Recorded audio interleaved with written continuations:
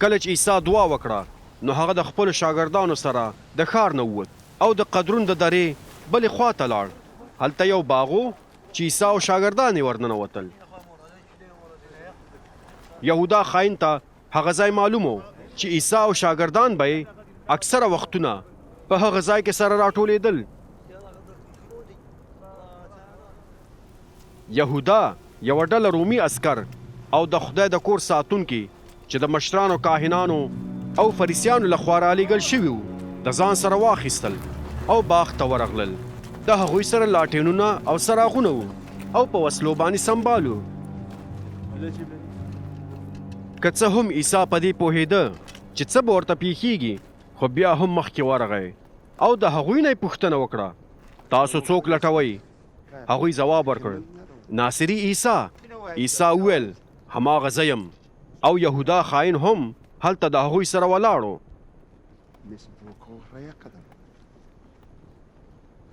کله چې عیسی هغوی ته وویل هماغه زه یم هغوی شاته شول او په ځمکه راوغورځېدل. عیسی یو ځل بیا د هغوی نه پوښتنه وکړه تاسو څوک لټوئ؟ هغوی ځواب ورکړ ناصري عیسی.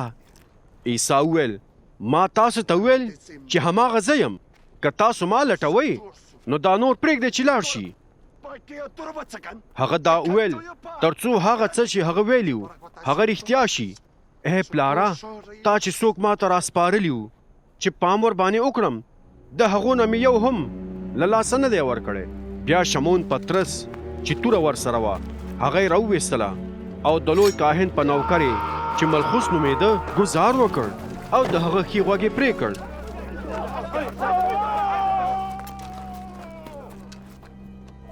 عیسی پطرس ته وویل خپله توره دې بیرته په خپل ځای کې کېږده. آیا د مصیبت هغه پیاله چې پلار راته راکړې ده ونه څښم؟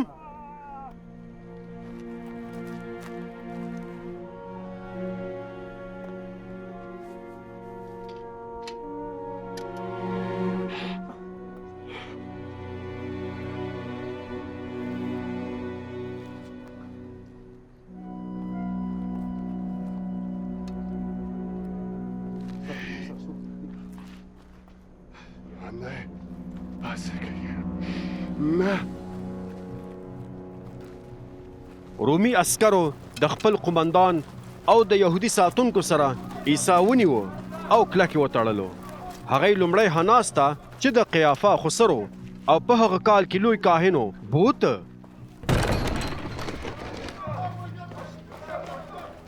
قیافه هماغه سړی و چې یهودیانو مشرانو ته یې مشوره ورکړې وه چې په دې کې به د هغوی خیر وي چې یو کس د ټول قوم په خاطر مړ شي. شمعون پطرس او یو بل شاګرد د لوی کاهن د کور تر حویلۍ پورې عیسی پسې روان وو. څرنګه چې هغه شاګرد د لوی کاهن سره آشنایي لرله نو هغه د عیسی سره د لوی کاهن د کور حویلۍ ته ورننوت. خو پطرس د باندې په دروازه کې ودرېده. بیا هغه بل شاګرد چې د لوی کاهن سره آشنایي لرله بیرته راووت او د هغې ښځې سره چې د دروازې ساتونکي وه خبرې وکړې او پطرس یې دننه بوته. هغې چوکیدارې ښځې د پطرس نه پوښتنه وکړه آیا ته هم د دې سړي د شاګردانو څخه نه یې؟ پطرس ځواب ورکړ نه زه نه یم. نوکرانو او ساتونکو د سکرو اور بل کړی و او ګرد چاپېره ترې ولاړو او ځانونه یې تودول ځکه چې هوا سړه وه. پطرس هم د هغوی په څنګ کې ولاړو او ځان یې تودوو. لوی کاهن د عیسی نه د هغه د شاګردانو او د هغه د تعلیم په هکله پوښتنه وکړه. عیسی ځواب ورکړ ما د ټولو په مخ کې ښکاره خبرې کړې دي. ما تل په کنیسو او د خدای په کور کې چې خلک پکې راټولیږي تعلیم ورکړی دی او هیڅ کله مې پټې خبرې نه دي کړي. نو بیا ولې زما نه پوښتنه کوې؟ د هغو خلکو نه پوښتنه وکړه چې زما خبرې اورېدلې دي.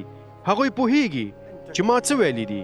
کله چې عیسی دا خبره وکړه نو د خدای د کور یو ساتونکي چې په هغه ځای کې ولاړو عیسی ته په مخ څپېړه ورکړه او ویل ته څنګه لوی کاهن ته داسې ځواب ورکوې؟ عیسی ځواب ورکړ که غلطه خبره مې کړې وي نو ثابته یې کړه او که سمه خبره مې کړې وي نو ولې مې وهې؟ بیا حناس هغه لاس تړلی لوی کاهن قیافا ته ولېږه په دې وخت کې شمعون پطرس په هغه ځای کې ولاړو او ځان یې تودو. نو ځینو خلکو چې هلته ولاړو ورڅخه پوښتنه وکړه آیا ته هم د هغه د شاګردانو څخه نه یې؟ خو پطرس منکر شو او ویل نه زه نه یم. د لوی کاهن د نوکرانو نه یو کس چې د هغه سړي خپلوانو چې پطرس یې ورته غوږ پرې کړی هغه ته وویل آیا ته مې د هغه سره په باغ کې ونه لیدلې؟ پطرس یو ځل بیا منکر شو او په هماغه وخت کې چرګ اذان وکړ.